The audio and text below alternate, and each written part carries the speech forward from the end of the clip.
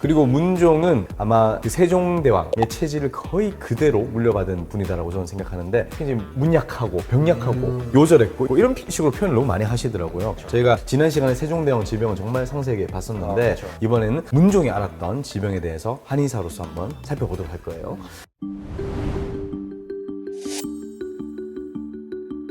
문종은 세자 때부터 피부병으로 고생했다, 또 종기로 고생했다 이런 얘기가 많이 나옵니다. 그래서 세종실록 31년에 보면 세자에게 또 종기가 났기 때문에 여러 신하를 나눠서 절에다가 기도하게 하고 이렇게 했었어요.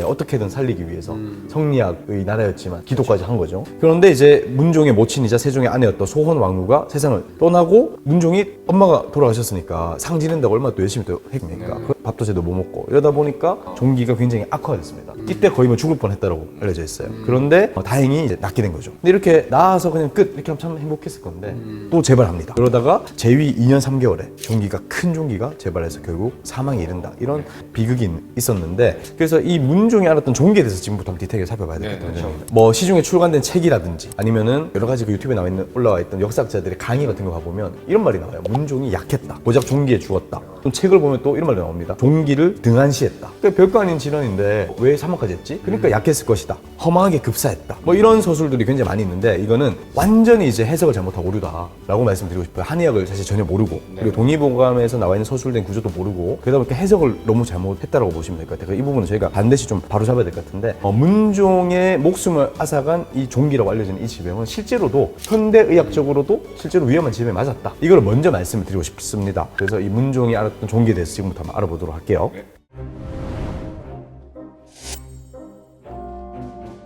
일단 문종이 앓았던 어떤 그 질병, 종기라고 해석하는 질병도 제가 조선왕조실록 국문 번역본을 보면 등창이라고 되어 있거나 종기라고 되어 있는데 국문 번역본 말고 제가 원본 있지 않습니까? 한자어로 된 원본을 원문을 살펴보니까 전혀 다른 명칭이 나오더라고요. 한자어로 된 원문에서의 명칭은 종기가 아니라 옹저 혹은 창종이라고 표현됐습니다. 그리고 세종실록 127권에서도 문종의 질병에 대한 이야기가 나오는데 세자가 10월 2일에 등 위에 창종이 생겼다. 근데 이 창종이 12월에 골마 터졌는데 이때 창종의 크기가 얼마냐면 엄지손가락 같은 게 6개가 나. 길이가 좀 이만했던 건데 이만한 종기가 있을까요? 이건 사실 종기가 아니다라고 보셔야 됩니다. 그리고 12월 19일에 허리 사이에 또다시 창이 생겼다. 어디에도 종이란 말이 없고 종창, 창종 아니면 옹저 이런 것들이 발생됐다고 되어 있어요. 그리고 문종실록 1권 2월 18일 그 기록도 보면 이렇게 됐습니다. 지금 저하께서 창종이 완전히 회복되시지 않으셨으니 진실로 조심하지 않을 수 없습니다. 여기에서도 종이라는 단어가 아니고 창종이라는 단어를 또다시 쓰고 있다. 그래서 이 창종 혹은 옹저라고 하는 질환이 무엇인지 지금부터 한번 살펴봐야 될 것 같아요. 동의보감에서 옹저와 창종은 따로 설명하고 있습니까? 아니면 같이 설명하고 있습니까? 아니요, 동의어라고 보시면 됩니다. 옹저랑 창종은 같은 질환을 의미하는 동의어로 보시면 되고요. 일단은 옹저하고 창종은 지금 우리가 현대의학에서 말하는 그런 종기가 아닙니다. 이 종기는 지금 현대의학에서 보면 아마 매칭을 하다 보면은 모낭염 조금 커진 그런 것들을 이제 종기라고 하는데 이때 당시에 옹저와 창종은 그런 정도의 종기를 말하는 게 아니라 더 큰 질병을 말하는 겁니다. 그런 걸로 죽었을 거면은 사실은 왕뿐만이 아니라 모든 뭐 백성들부터 해가지고 난리가 나지 않았을까요?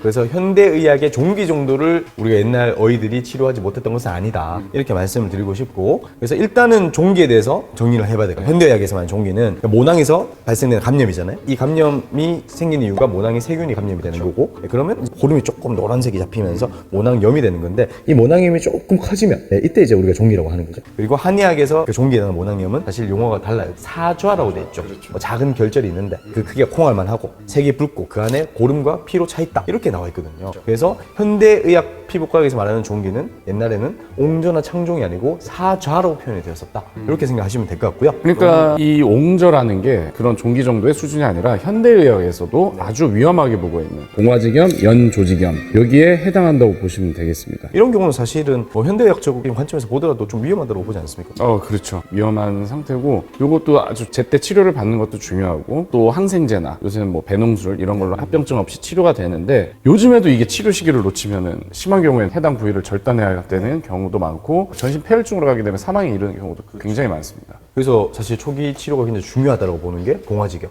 연조지겸인데 여기에 해당하는 것이 바로 문종의 창종 그리고 문종의 옹저였다 이렇게 보시면 될 것 같아요. 그래서 이 그 봉화지겸, 연조지겸을 일으키는 세균에 대해서도 원장님께서 간단하게 한번 정리해 주시면 넘어가죠. 봉화지겸 같은 경우는 피부 연부 조직에 발생하는 이제 감염증인데 황색 포도상 구균이 있거나 연쇄상 구균이 피부에 상지할 때 걔네들이 조금 더 이제 증식하면서 감염이 시작되면 봉화지겸이라고 말을 하죠. 다시 말해서 우리 조선시대의 왕들을 죽게 만들었던 것이 종기다. 맨날 이렇게 이야기를 하고 있고 그 대표자가 문종이다 이렇게 알려져 있는데 절대로 종기 때문에 조선 왕들이 죽은 것이 아니다. 그 정도로 한의학 치료를 못했던 것은 아니고 현대의학 적관점에서는 봉화지겸, 즉 연조지겸 인 것이다 이렇게 해볼 수가 있을 것 같습니다. 과거 한의학에서도 사실 한약이랑 외용제 들어간 약재 중에서도 이 항미생물 작용이 또 밝혀져 있는 약재들이 많이 있지 않습니까? 네. 그래서 모낭에서 유발된 가벼운 세균감염 종기 정도는 충분히 조선왕실의 어이들이 치료를 했었다 이렇게 보시면 될 것 같고요. 연조기금 같은 경우는 강력한 항생제를 써야 되는 경우인데 이거는 이제 아무래도 시대적 한계 때문에 치료가 조금 어려웠을 것이다. 문종이라고 하는 왕은 절대 병약해서 죽은 것이 아니다라는 것을 꼭 말씀드리고 싶고 뭐 현대에 만약에 문종이 살아있었다 하더라도